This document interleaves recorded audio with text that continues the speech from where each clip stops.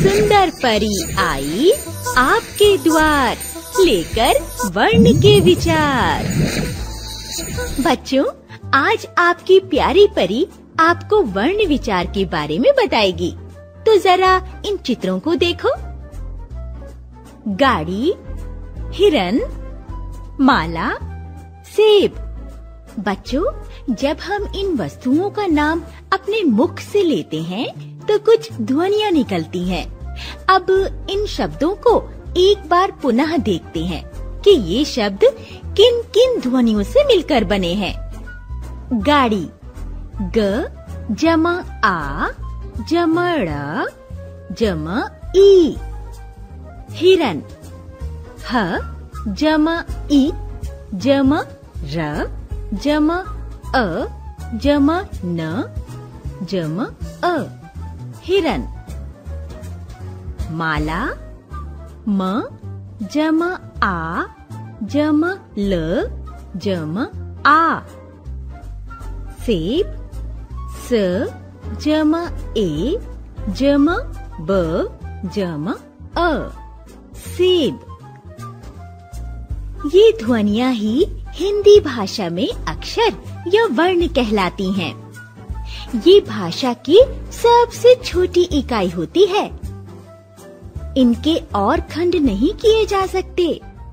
तो बच्चों, आप कह सकते हैं कि भाषा की सबसे छोटी इकाई या ध्वनि जिसके खंड नहीं किए जा सकते उसे वर्ण या अक्षर कहते हैं।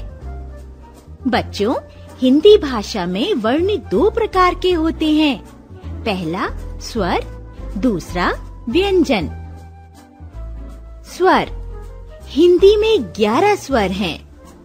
अ आ इ ई उ ऊ रि ए औ औ।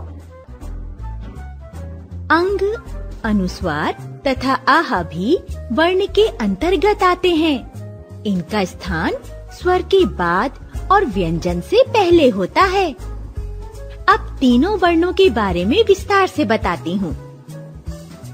अंग, इसे अनुस्वार कहते हैं। इसका उच्चारण नाक से होता है। अनुस्वार का चिन्ह होता है, जैसे हंस, कंस, कंगन, जंगल, गंगा आदि। अंग, इसे अनुनासिक स्वर कहते हैं। इसका उच्चारण नाक और गले दोनों से होता है। अनुनासिक का चिन्ह होता है, जैसे दांत, चांद, कांटा, पांच, आंगन आदि। आहा, इसे विसर्ग कहते हैं। इसका प्रयोग व्यंजन के बाद किया जाता है। इसका उच्चारण ह की तरह होता है। अह का चिन्ह होता है, जैसे अतः, पुनः, प्रातः आदि। बच्चों, आपको एक विशेष बात बताती हूँ।